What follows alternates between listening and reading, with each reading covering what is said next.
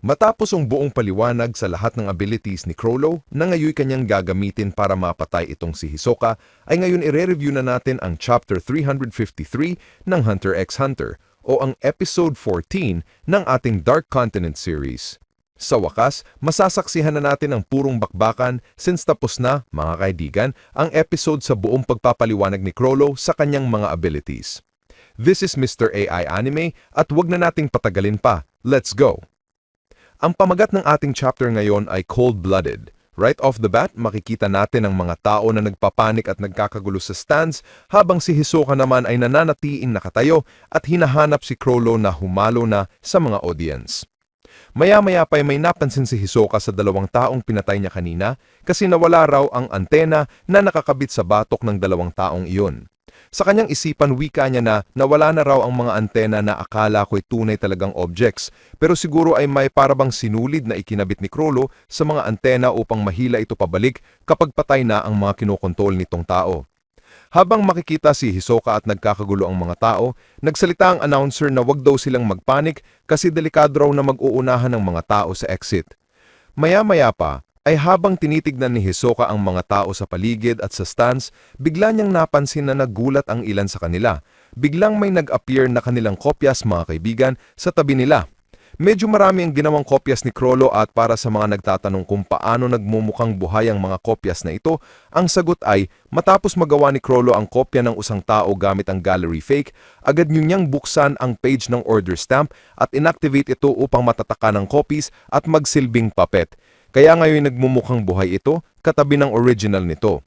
Kung nagtataka kayo kung bakit walang nakikitang stamp sa noo ng mga copies, maaaring itinatak ni Chrollo ang stamp sa ibang parte ng katawan ng copied person o maaaring hindi lang talaga visible ang stamp mark, depende sa pagkakaguhit at distance ng target. Mabalik tayo kay Hisoka. Sa isipan niya ngayon, wika niya na ngayong activated ang gallery fake ni Chrollo at nakapag-create ito ng copies, masasabi niya ngayong ang convert hands ability ay na-deactivate na rin. Kasi para ma-perfect, kailangan muna ni Chrollo lagyan ng bookmark ang page ng gallery fake at isarado ang libro para magamit ang left and right hand nito. Ayon pa kay Hisoka, dahil sa biglaang pag-iba ng kilos ng ilan sa mga audience, tila ba'y mga papugay sila kay Hisoka, bagay na ikinagulat niya sapagkat makikita nga na maraming tao ang magsusugod sa kanya, kaya ayaw ng announcer na mangyari ito. Wika niya, ano itong nangyayari? Ang mga audience ay inaatake na si Hisoka. Makikita rito na ang mga taong pumapatak sa kanya ay puro puppets na may nakatatak na order stamp sa noo nito. Kaya na-realize ni Hisoka rito na ang pinawa pala ni Chrollo kanina ay i-activate ang gallery fake, i-bookmark ito para makagawa ng copies ng mga tao, buksan ang order stamp at tatakan ng copies at bigyan ito ng order na wasakin si Hisoka. Grabe ang tindi ng strategy ni Chrollo, mga kaibigan. Sa isipan ngayon ni Hisoka, napasabi siya na nasa 30 puppets raw ang papaatake sa kanya ngayon at hindi raw hihinto ang mga ito sa paggalaw hanggat hindi napupulutan ng ulo. Pero sa tingin niya, ising daw sa bilis ni Chrollo ay posibleng mas marami pang 30 puppets ang nagawa na nito at siguro'y may mas marami pang puppets na bibigyan pa ng utos ni Chrollo. Kaya naisipan niyang mag-take time na lang muna hanggang sa malaman niya kung gaano karami pa ang mga taong nagsisipagtakbuhan palabas ng arena. Dito, itinaas ni Hisoka ang kanyang kamay at inactivate ang bungee gum para makapunta sa ceiling. Sa ginawa nito ni Hisoka, napasabi naman ng announcer na tumalon daw siya ng napakataas para maiwasan ng napakaraming umaatake sa kanya. Subalit habang papunta pa lamang siya sa ceiling, bigla namang nagsikap ang ilan sa mga puppets, lubos na ikinagulat ni Hisoka.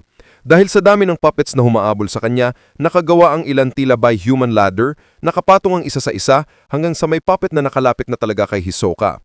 Habang nasa mid-air, pinagsipa-sipa ni Hisoka ang mga puppets. Habang ginagawa niya ito, makikita naman ang isang figure na mabilis na kumilos sa likuran ni Hisoka. Ang mabilis na kumilos na figure na yun ay walang iba kundi Chrollo mismo na lumapit sa likuran ni Hisoka habang abala naman itong huli sa pag-atake sa napakaraming puppets.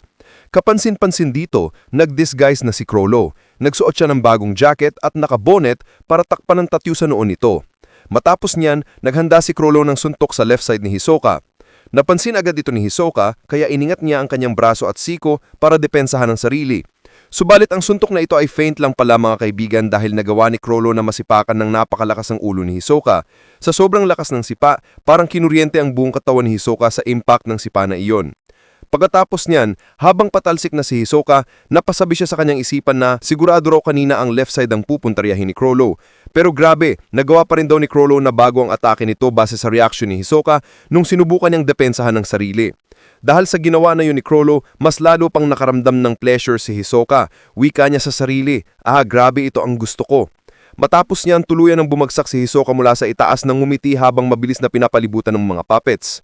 Agaran niyang pinagsipa ito, una sa likuran, pangalawa sa may bandang kanan at kasunod ay sa magkabilang side. Subalit masyadong marami ang puppets, kaya nagawa nilang mahawakan ang leg ni Hisoka. Gusto nitong putulin ang ulo niya. Sa isipan ni Hisoka, napasabi siya na hindi raw hihinto ang mga ito hanggat hindi napuputol ang mga ulo dahil sa walang emosyon ng mga puppets. Mas problematic daw ito kaysa sa regular na attackers o tunay na tao.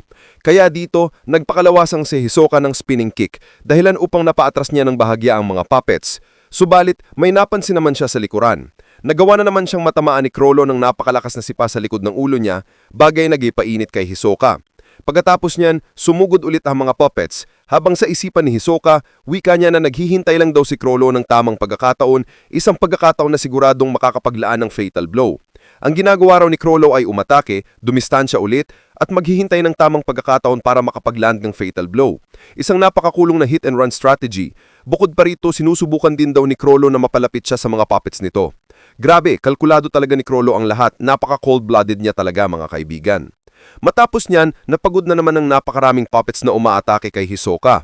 Dito naman, pinagsipagan ni Hisoka ang pag-atake sa kanila ng napakabilis na paraan kasi sa isipan niya hindi raw makakagawa si Chrollo ng bagong puppets habang kinokontrol na ang current puppets na umaatake ngayon sa kanya.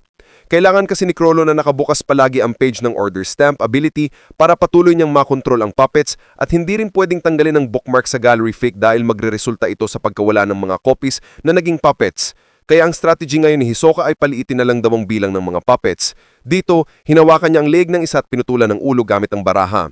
Subalit sa sobrang dami ng puppets, may isa pang nagtagumpay na masabunutan si Hisoka, bagay na ikinainis niya. Kaya sinipa niya itong puppet na ito. Ayon pa niya, grabe, parang bawat move niya para makawala sa kanila ay nasasalo pa rin at napapaatras siya. Kaya kailangan niyang manatili sa kanyang posisyon dahil delikado na kung ma-overrun niya pa ulit ng mga puppets. Subalit habang hindi pa nakaposisyon ng maayos si Hisoka, nagtagumpay si Chrollo na masipa siya ng napakalakas sa tagiliran. Kasabay niyan makikita natin na nananatiling nakabukas ang libro ni Chrollo sa Order Stamp ability. Matapos ang sneaky move na yun ni Chrollo, naramdaman ni Hisoka ang tinding damage ng sipa dahilan para medyo mawalan siya ng balanse, posibleng natamaan ang vital organ niya. Kahit napabagsak, inindahan pa rin niya ang sakit at nagpatuloy sa pag-atake sa mga puppets habang nakafocus ang mga mata niya kay Chrollo na mabilis namang lumayo sa eksena. Dahil dito binalisan ni Hisoka ang pag-atake sa puppets, hinugat ang ulo ng isa at hinabol na si Chrollo. Subalit nung medyo nakalayo na siya sa ilang mga puppets, makikita naman sa itaas ni Hisoka si Chrollo na naghahanda na pala ngayon ng isang atake. Napansin ito agad ni Hisoka at sa isipan niya ay alam na raw niya ang plano ni Chrollo, kaya handa na siyang kumilos. Ang ginawa ni Hisoka ay makikita natin mamaya. Nag-activate siya ng bungee gum at ang ulo ng puppet na pinugutan niya kanina ay may nakalagay na rin na bungee gum. Habang nasa ibabaw si Chrollo, agara namang hinila ni Hisoka ng napakabilis ang ulo gamit ang bungee gum contract at diretsong inatake si Chrollo. Subalit kahit nasa mid-air, inikot naman ni Chrollo ang kanyang katawan para maiwasan ang atake, isang move na sumurpresa kay Hisoka. Dito naman bumuelo si Chrollo sabay sabi, tinignan kita kanina. Diretsong natadyakan niya ang ulo ni Hisoka ng napakalakas at nadiin talaga sa concrete floor. Subalit sa napaka-perpektong paglaban ni Chrollo, nakabawi pa rin si Hisoka dahil natamaan niya si Chrollo gamit ang isa pang ulo ng puppet, isang napakalakas na direct hit. Makikita natin na ang ulo ay nakakonect pala sa left foot ni Hisoka gamit ang bungee gum at kahit napasukan ng dugo, nakangiti pa rin siya, sabay sabi, alam ko, tinitignan niya ang aking mga galaw kanina. Sa wakas sa unang pagkakataon nakatama na si Hisoka kay Chrollo. Samantala, sandamakmak na puppets ang umaatake kay Hisoka habang si Chrollo ay patuloy nagbibigay ng mga fatal blows. Sa kabila ng lahat ng ito, nakabawi pa rin si Hisoka at napaka-perpekto ang execution ng kanyang counter-attack. Grabe, titindi ang labanan pero simula pa lang ito mga kaibigan sa isang pautakan at napaka-thrilling na laban. Sa susunod, makikita natin ang tinding pagbawi ni Hisoka bamong sa isang napaka-problematic na paraan ng pakikipaglaban ni Chrollo. Dito muna natin tatapusin ang video sa last panel na ito. Kung nagustuhan nyo ang video, you can like, comment, follow, and subscribe na rin for more videos like this. Maraming salamat, this is Mr. AI Anime at see you guys again on my next video.